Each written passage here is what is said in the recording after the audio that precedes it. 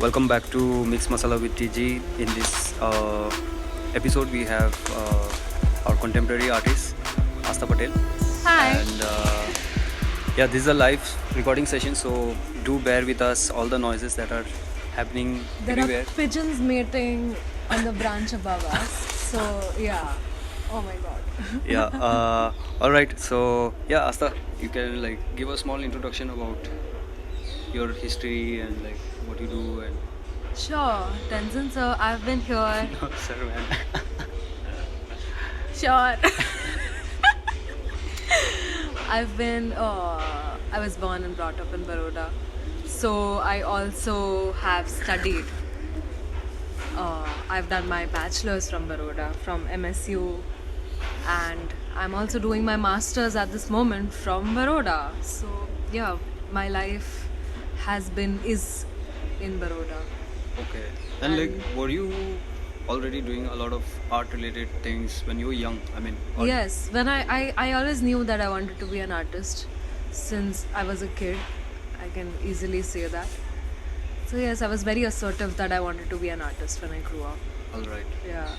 And मैंने WhatsApp में कुछ भेजा देखना है तुम फटाफट okay, we'll go back to the question like when you क्योंकि काफी सारे oh no fuck. It's okay. Yeah, so it's like some people they get boosted up when they are in the college. They were not actually thinking a lot about it before, but then Right. after getting into an institution and then they start utilizing the language and all these things. So how was your journey like? Well, I don't know. It was a very different culture when I got into fine arts. That was very different from what I knew about it because I was always an outsider, right? I was the viewer, I was the perceiver. So what I perceived of fine arts was very different before I came to the college. And then I realized that there's so much depth to it All right. and so many more things. Like it's very different from than just making an image. First. Alright. Yeah.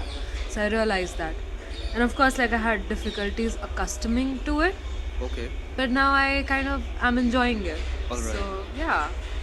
And like challenges that you have faced, because I do get questions like through my channel. Sometimes I get questions like, we are a hobbyist, like art hobbyist. There are Right. people who are not doing it professionally, but as a hobby, and sometimes they want to do something, but then they cannot start. Like they don't know where to begin, and they get stuck in all this process. So, what about yourself? Like, Well, even so, before I came to fine arts, I can say that even I was a hobbyist. Okay. It was my hobby, really. Alright. I had to decide that, do I choose it as a profession or not? So when I entered the institution, I realized that this is not a hobby anymore. Okay. This is my profession. And what sets it apart from the other professions is, well, pursuing fine arts is more like a lifestyle.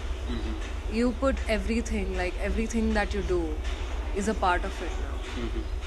And it's not something where like maybe like there are problems in your life. So what a hobby does is it breaks that cycle and kinds of like puts in a fresh environment where you get to like do things just for the sake of it, making something beautiful. But when we see fine arts as a profession, it's not just a pretty face. There's more to it. There needs to be more to it. so how would you like explain your visual journey when you were starting and till now?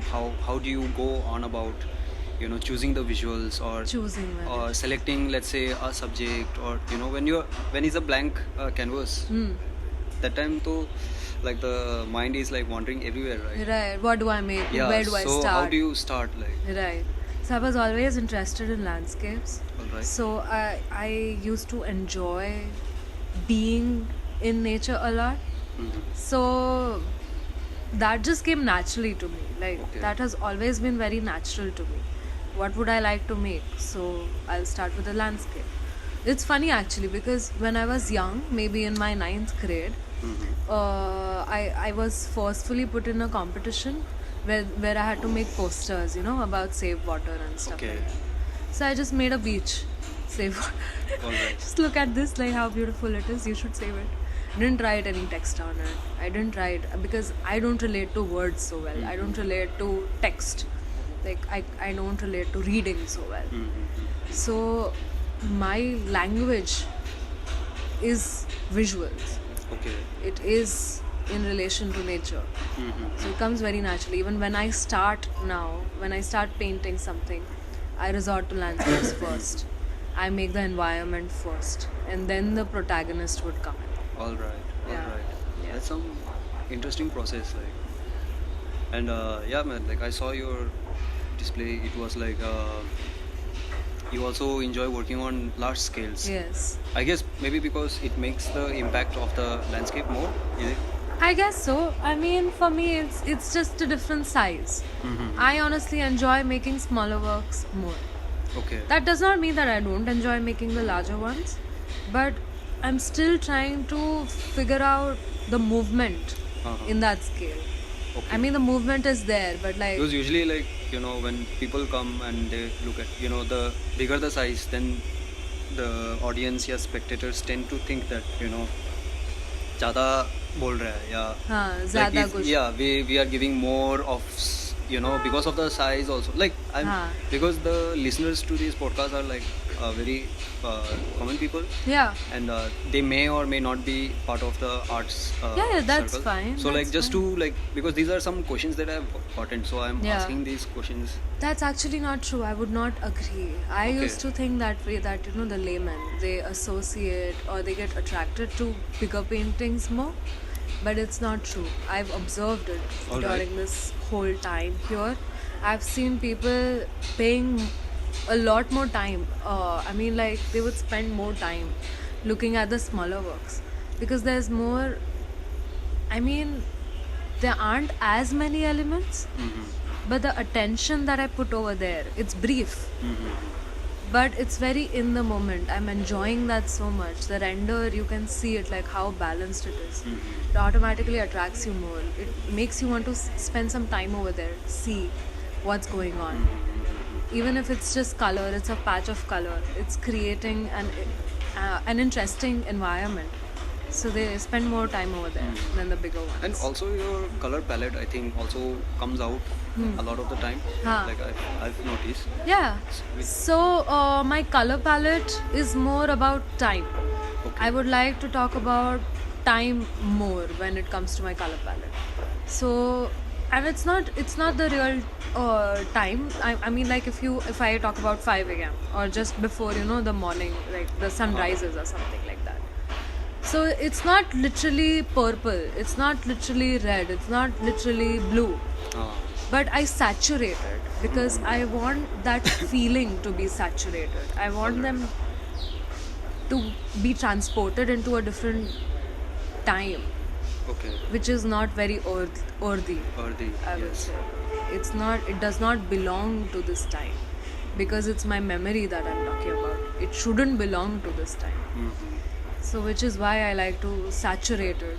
Alright. Yeah. And any tips on like how people can like start with their works and like how to give them some boost, like Well, I would say just start. Like, you have to be assertive. You have to just like be like, okay, today I'm gonna paint, so I'm gonna go get the material and just begin, because that is how I work. That can be different for people, but like I work that way. Like if I want to scale up, I will just go get the canvas, like get a bigger canvas, just like lay it on the floor and just begin. Because I have this, I always get this feeling, this jittery feeling that I want some movement, a certain kind of movement.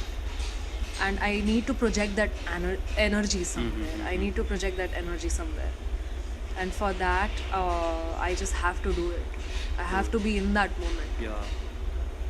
All right. Thank you, Astha, and thank you for sharing your insights and Yes. about you. And yeah, we'll be sharing the artists' social media profiles as well. So yeah. Yeah. Cheers. Thank you. Pleasure.